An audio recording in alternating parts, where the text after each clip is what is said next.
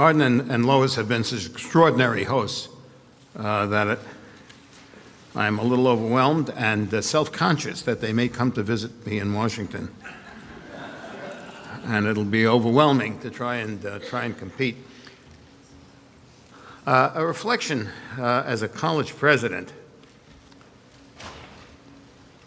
Like any business person who presides over a large and diverse enterprise, a university president, an admiral, a general, a senator, a congressman, a governor of a state,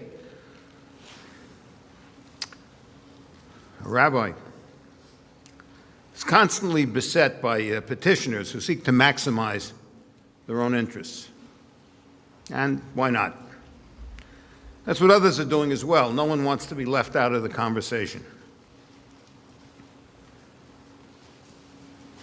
But the president or the businessman or political figure or military leader is in the position President George Bush defined once as the decider. Each has an overall vision or strategy or philosophy that informs decisions. Each decision influences every subsequent decision. You say yes to this petitioner, rarely grants all the petitioners sought and diminishes the resources available to say yes to another petitioner. There's no Fortuna's purse that refills itself whenever a shekel is spent. Or in Tolstoy's unforgettable metaphor, the driver of the sled being pursued by wolves who throws out lamb chops to distract the wolves, at least temporarily. But one day, he runs out of lamb chops. Is there always a right or a perfect decision? Some Supreme Court cases are decided by a vote of 9-1, 9-0 rather. But a large number are split decisions, often 5-4. They choose among equally compelling virtues and rights to endorse one and not the other. That doesn't mean 4 judges are wrong and 5 are right. Often there's no bright line separating justice from injustice, wisdom from folly. What's best or perfect not only isn't obvious, it may not even exist. We live for the most part in a contingent world of constrained resources. There's more good than we can do. If you give money to a museum, you have less to provide to public radio, or the homeless, or to fight cancer, or to protect the environment, or to give to the shul. We make the best decisions we can based on what we know, what we value, what we believe. Often the distinctions between good and evil, right and wrong is clear, but often there's no single answer or course of action or decision that is not only correct, but that will be perceived as correct by all petitioners. President of a university, the basketball coach comes to see me. He says, before you came, the president put in a compound floor in the gymnasium. Compound is easy to maintain. Just wash it off with a wet mop. It's cheap. Problem is it doesn't breathe, it doesn't live, it doesn't yield. Ball players, the basketball players, are getting shin splints because the floor doesn't give. We have to replace it with a wooden floor. He thinks he's talking about a basketball floor. I know he's talking about money. And if I say yes to him, when the librarian comes, I'm going to have to say no, or at least not be as generous to him. Always a problem. The now deposed head of J.C. Penney may have been wrong, but that wasn't plain from the outset of his business plan for reviving the fortunes of the company. So poor execution can ruin any plan. Was it wrong to go to war in Iraq, given what we knew or thought we knew? Surely a mistake, another way of saying wrong, to exclude members of the Ba'ath Party from helping to govern after the war. I had an occasion a week ago to offer a tribute to a deceased rabbi, a friend of mine. We used to learn together. He was the head of the VOD in Washington. in charge of certifying the kashrut of food and food preparation in restaurants and dining halls. A tough bird who went strictly by the book, and we argued constantly. This is kosher, this isn't. You can eat this, you can't eat that. He maintained kashrut in the District of Columbia, and the District of Columbia only has one kosher restaurant left, that and the G.W. Hillel. Didn't have a bad life, he wasn't a bad man. But he and I fought all the time because I wanted more kosher restaurants, maybe compromising a little on the definitions. I lost all the time. I used to say, well, you know, there are exceptions. Not everybody has to fast exactly 24 hours on Yom Kippur. He didn't want to hear any of my arguments. At George Washington University, we've always had a significant number of Jewish students. We've not had a significant number who strictly observed kashrut. But those who do have often asked that we offer kosher choices at every meal. And we've tried. God knows we've tried. All sorts of things, from outright donations of funds to the Hillel, to providing prepackaged meals from a kosher restaurant or a caterer, bringing them in from a different VOD from Baltimore. But the small number of students who demanded strictly kosher food can't sustain an ongoing program, even with university subsidies. I hate to ask students to make compromises. What we ultimately did was to build apartments with kitchens, and students who insisted that they wanted to live a kosher life got a kitchen, and they did their own cooking, and they bought food and sustained themselves because we could not make it work on a community basis. But some students fell away. I felt bad. I had to try to explain to their parents.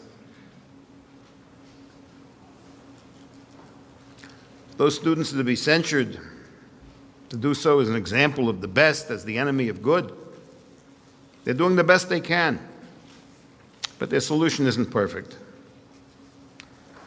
Are the justices on the Supreme Court and the minority always wrong?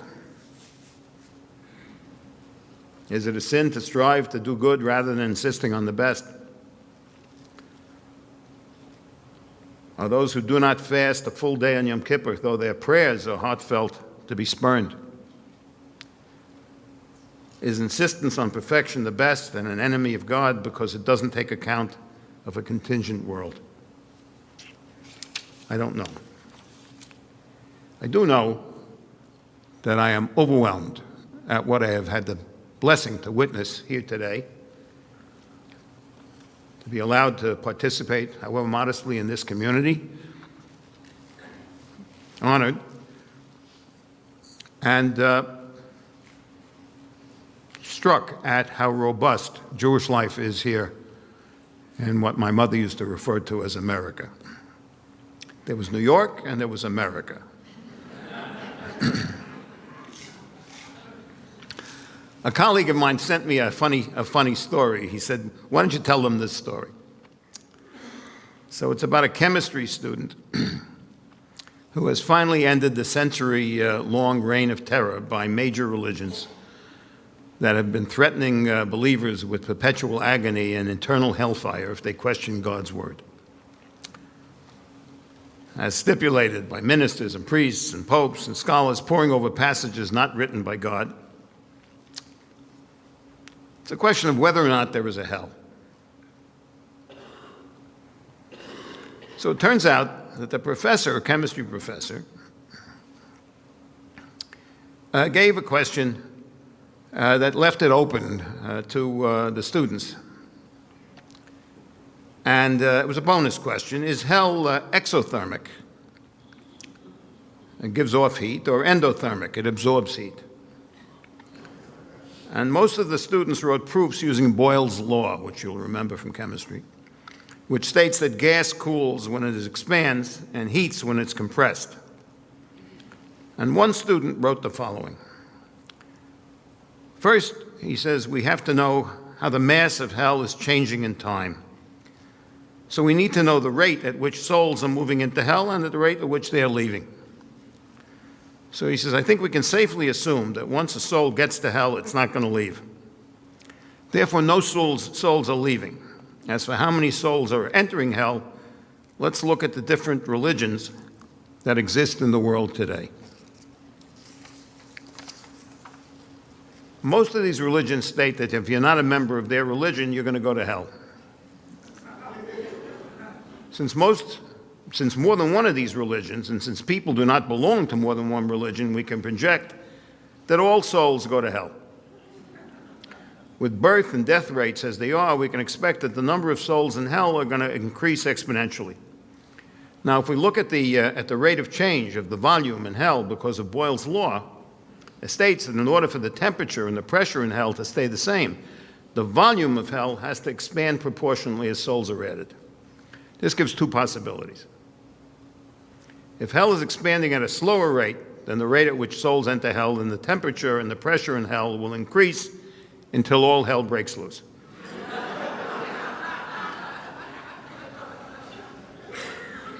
If hell is expanding at a rate faster than the increase of souls in hell, then the temperature and the pressure will drop until hell freezes over.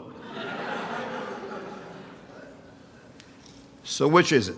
So the kid writes, if we accept the postulate given to me by Teresa during my freshman year, that it'll be a cold day in hell before I'll sleep with you, and you take into account the fact that I slept with her last night, then number two must be true. And thus I am sure that hell is exothermic and is already frozen over. The corollary of this theory is that since hell is frozen over, it follows that it is not accepting any more souls and is therefore extinct, leaving only heaven, therefore providing the existence of a divine being, which explains why last night Teresa kept shouting, "Oh my God." And the student, he's apparently received an A+. My mother was off on a venture of some sort, a Hadassah meeting or something, and my father called up and said, Zindler, I'd like to come visit you in Boston. I was then single and associate dean at Boston University, and my father came to visit me in Boston. He said, I won't bother you. So he came up, and of course he immediately bothered me. He took my bed and he put me on the couch. And we had a very nice Shabbos dinner together, and then the next morning, he woke me up at 6 o'clock in the morning. He was an early riser, and he says, well, what are you sleeping? He says, you're turning the day into the night. I said, Dad, it's 6 o'clock in the morning. He said, come on, we'll go have breakfast. He wanted to go have pancakes. He loved pancakes. I said, okay. So I got up, and as we were leaving the house, I put all the week's shirts into a pillowcase, and I tied a knot in the top of the pillowcase. And on the way to the International House of Pancakes, I dropped off the shirts. We get to the restaurant. My father orders his pancakes. I order my pancakes, and my father's looking very melancholy, and I can't figure out why he has such an unhappy look on his face. And now I'm starting to think, maybe something's wrong with my mother, you know. So I say, listen, tell me the truth. Mom's okay? Oh, yeah, your mother's fine. So why do you look so depressed? He said, look, he says, I couldn't help but notice that when you gave the shirts to the laundry, you didn't count the shirts that went in. I said, well, that's true, actually. I have a philosophy of life about that. He said, you have a philosophy of life about giving the shirts to the laundry? And I said, yes. And he says, tell me your philosophy of life. So I said, well, listen, if you count the shirts going in, it follows that you're obliged to count the shirts coming out. If you gave 10 shirts and you got 10 shirts, you wasted your time counting the shirts going in, and you wasted your time counting the shirts coming out.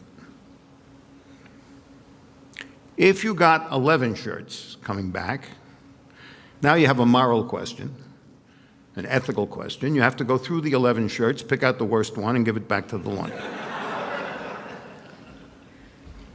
If you got 9 shirts, having gone through all this work, you have to go to the laundry and complain. You go to the laundry to complain, immediately the laundryman no longer speaks English. Secondly, this guy who you've gotten along with perfectly well explains to you that they don't pay for shirts, and if they do pay for shirts, it's only a fraction of the shirts, and you paid $50 for the shirt, and he only gives $10 back. And you immediately have a controversy, and you feel obliged to take your business to another laundry, which is further away, more expensive, doesn't do as good work, and you're sorry you got into this mess in the first place. So then you have to reflect. In the course of a lifetime, how many shirts can a man lose, even if he's trying? 10 shirts. That's a generous allotment. So if it's $50 a shirt and 10 shirts, it's $500 in a lifetime. Is your time worth $500 over the course of a lifetime, counting shirts in, counting shirts out? So my attitude is, forget about the whole thing, don't count the shirts. So my father said, that's your philosophy of life on shirts? And I said, yes. He said, I have a philosophy of shirts on as well. I said, really? He says, yes. He says, my philosophy of shirts is, it must be nice to have a rich father. So my advice is, if you have a rich father, you don't have to count your shirts. But otherwise, maybe it's worth it. It's wonderful to be here. Thank you so much for your kindness, your hospitality. I've had a splendid visit. And I'm going to recommend to everybody I know they should come to Portland, and for Shabbos they should go to the Schenkers, where you get not only a wonderful dinner, but at the end they bench. It's a wonderful, exciting moment. So thank you all very much.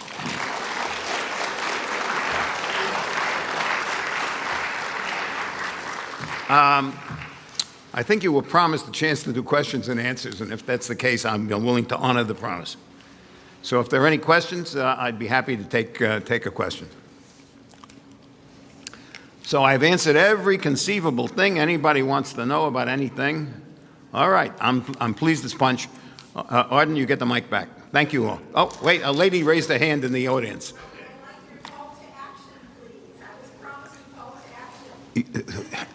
You don't have to go to hell. It's already a relief. The call to action was actually in the original talk. I think it's imperative that even in these extraordinarily changing and radical and disruptive times, that we hold tight to definitions of values and old traditions. You don't know change unless you have some tradition to understand you're changing from. And there are some things which I think are imperative. I have long conversations with my sons about Judaism, which is different, I think, in some ways, but important to me, from Yiddishkeit. And I think to myself that they are Jewish, but they're not Yiddish. And part of it is that an awful lot of the things that I know on the basis of personal knowledge. And many of those things they know on the basis of information and belief. So that when I talk Middle Eastern politics with my children,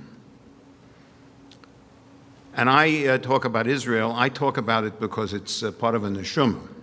It's something I remember. I remember the founding of the state. I remember my first visit to Israel when I was still in college. I'm not the same. Israel isn't the same. My children have a different view of Israel. Less romantic, I think. and they judge it more harshly. They actually think of it as a autonomous country, and they have expectations for it that I am willing to forgive. I am leading a mission this next month of 15 university presidents to Israel, and I'm looking forward to going back, and we'll be visiting with the president, and we'll be visiting with the mayor of Tel Aviv and Jerusalem, and university presidents and the businessmen and one thing or another. And because of my sons, I've insisted that the group also be exposed to Palestinian leaders and members of the Israeli-Palestinian community. And I think that that balance will make the entire trip, which is meant to make friends for Israel, a far more plausible and successful initiative. I think it's important that as Jews we continue to be concerned with the future of Judaism, the future of our families, the future of Israel, but in a increasingly 21st century context.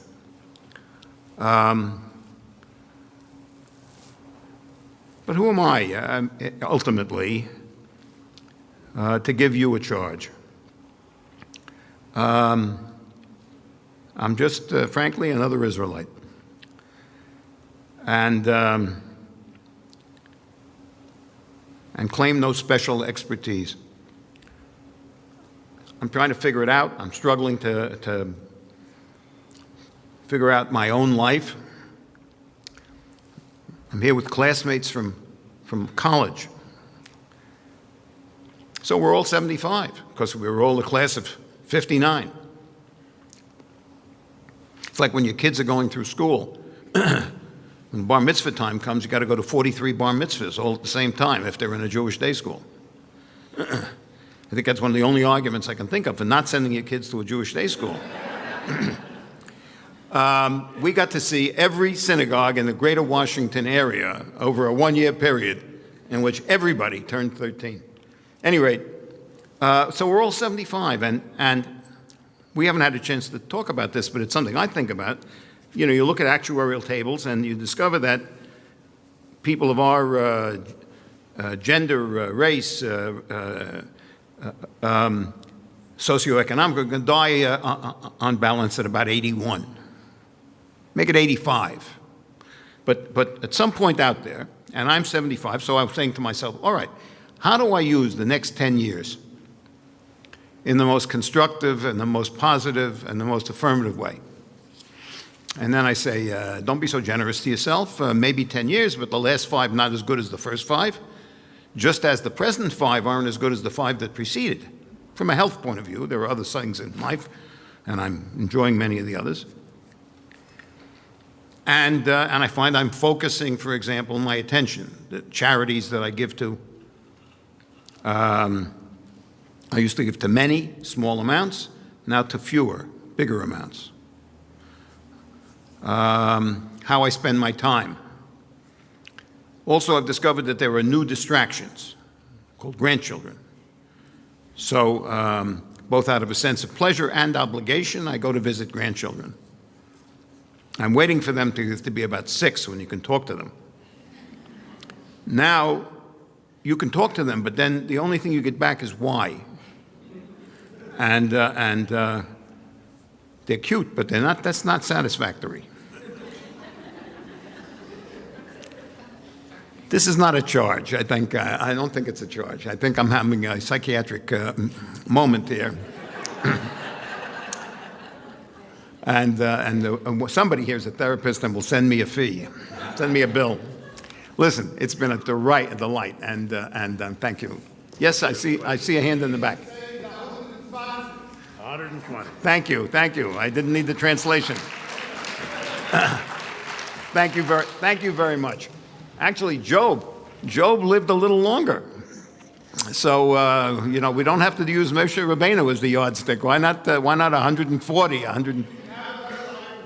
Thank you. Yes, that's true. I already have. Thank you very much. Thank you. Thank you, Stephen. Thank you. Thank you to all of you, and we are adjourned.